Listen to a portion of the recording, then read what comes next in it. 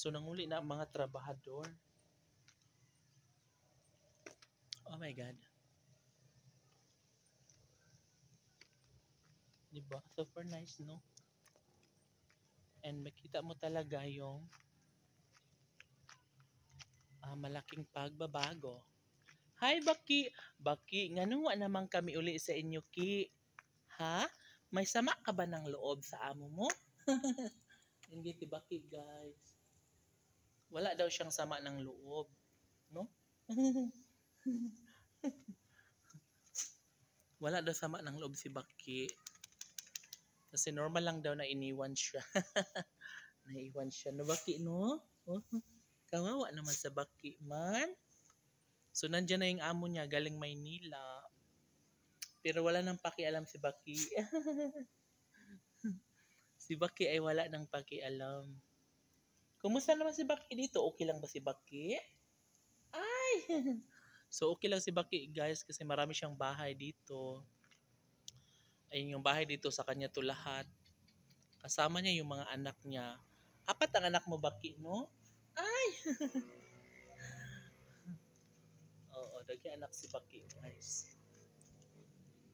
So, yung amo niya, wala na siyang pakialam. Kasi maganda na raw ang buhay niya ngayon.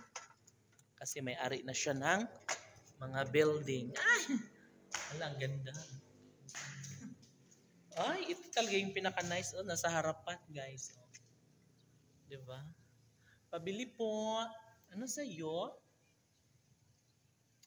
Pabiling toyo. Wala ka, nice. Habog pa siya nga rin, guys, pero ikuan man na siya. A-level bitaw tanan, so nindot na siya puhon.